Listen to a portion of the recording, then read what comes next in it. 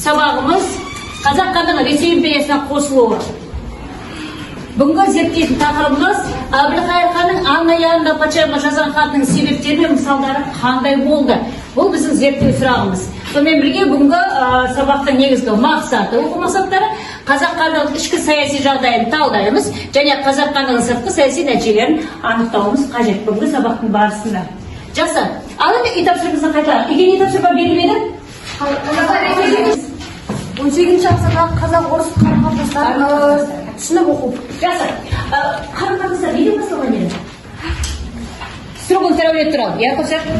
16-ші ғасырда басталды. Олар сауда-саттық, толықтыр қалып. Және орыс патшасы 1 Петр Қазақстанда Азияға шығатын кілтпен қақпай таныды. Жақсы, тағы, сұмбай. 16-ші ғасырда орта жүз хандары строговиктармен, яғни орыстардың көпестермен сауда-саттық жасап. Олардың бірнеше өндіріс орындары бар. Тоқтыра қойыңыз. 16-ші ғасырда оларда сауда және дипломатиялық қарым-қатынастар басталды. Ал енді бәріміз бері қарады. Енді ойынға көңіл бөлейік. Так, 3 топпыз. Так, 1 топ. Қай яшық таңдаймыз? 2. Өздері жауап беріңіздер. 1720 тұрғызылған бекіністер. Өскемен, Коряков және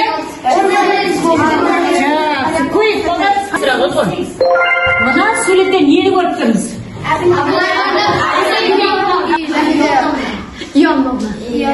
Және қалмақтар және жоңғар хандығы. Жақсы. Яғни мына суреттер толықтырып мен айтып көрейін ба? Жақсы. 17-ші ғасырдағы қазақ халқы үшін ең қауіпті қалмақтар, башқұрттар, Ресей, Сібір қазақтармен тағы қандай? Орал қазақтары и жоңғар. Қытай тарапынан маған қауіп төндірмеші не істеді? Келісім. Канзы империясымен келісімдер. Канзы империясымен келісімдер. Жоңғарлармен келісім жасады. Жоңғарлармен келісімге келді. Себебі 122 жылдан да оқиға болды. Енді сіздермен сұрақ. Орыс жерлерше, Ресейше. Ресей неге араластырып бұл тәртіп? Абай толтырайын. Өйткені олардың әскери қай өзеннің бойы? олар анау екі орыс балайды қазір әсен соны жаулап алады. Себебі екеуі де қандай мемлекет? Жақсы. Сонымен кіші жүздің Ресей империясының құрамына қосылды. Ал енді бүгінгі күнді жазамыз заттарға жылдамдатып. Так, 7-10 ай, 7 қазан.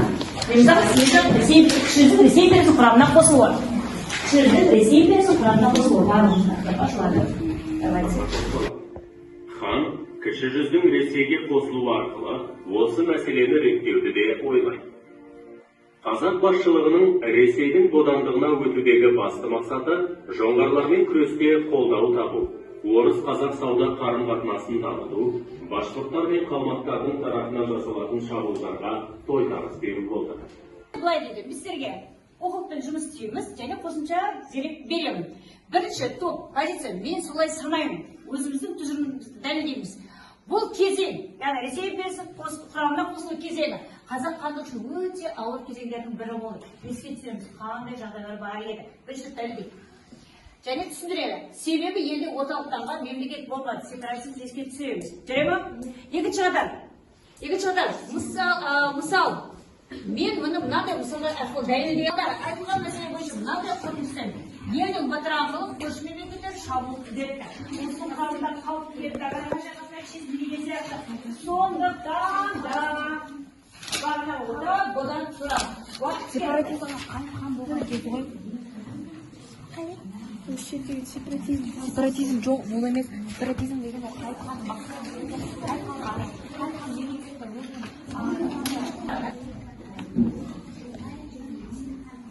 Қазақ хандығы жағдайын бір ма?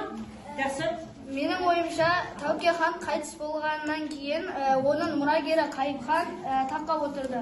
Сол кезде елде сепаратизм басталды.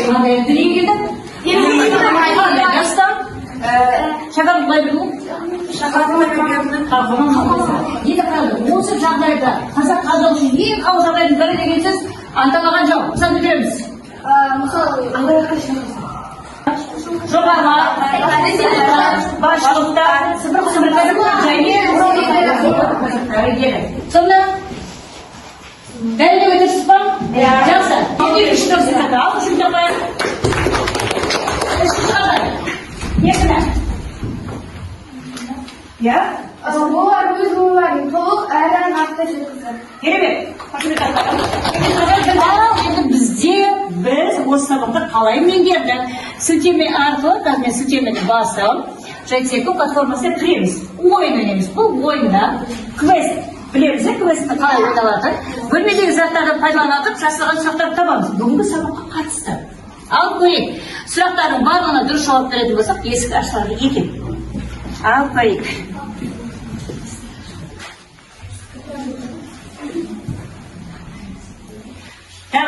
Қазақ ханы Ресей империясы құрамына қосыла бастауы. Бұны тағылып па?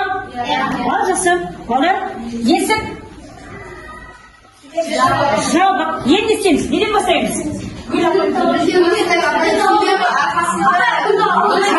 Құра келсек.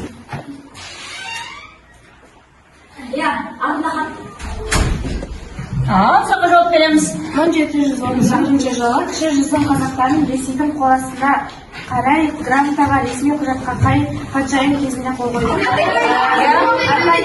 Білеміз?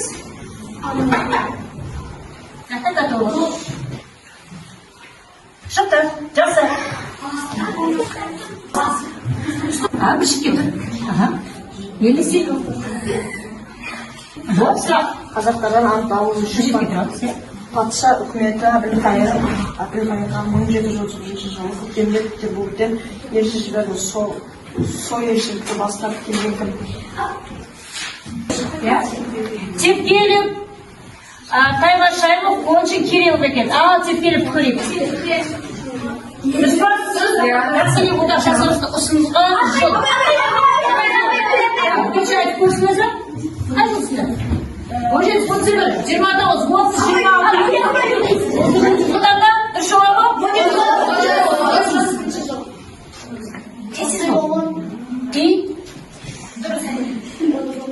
Бітті ма? Көрейік сұрайық. Ескі шүкір? Жарайсың сұрақтарға? Кезде қандай мақсатта жіберген екен? Отбасы үшін болу үшін. Ресей империясына қосылды. Неге? Деген материалда бар. Екінші, Ресей әкімшілік кіші жүзінде қандай үкім шығарды? Екінші қатар жүкпен жұмыс істейміз. Үшінші жағдай, кіші Ресейге қосылудың қандай салдары болды? Тигізген зияны, салдары. Жүкпен жұмыс істейміз. Қазір енді басшылыққа аламыз. Қазақ ханы Ресей империясына қосылу жағдайын сипаттайтын жүргендегі екі аргумент. Неге Ресейдің құрамдылары көптен аталатын қалай зең біректе бүкіл байып, сондай мықты мемлекетке одақтас болатынымызды мемлекеттерін сақтап қалу мүмкін ба? Енді сұрақ, сен үшін қандай тапсырма орындап ерекше ұнады? Давай. Қандай тапсырма орындап? Қандай ойын? Бүгінгі сабақтан пайдалы ақпарат алдың ба? Өзіңнің сабақтағы белсенділігіне қалай баға бересің? Давайте балалар. Бізге өте керекті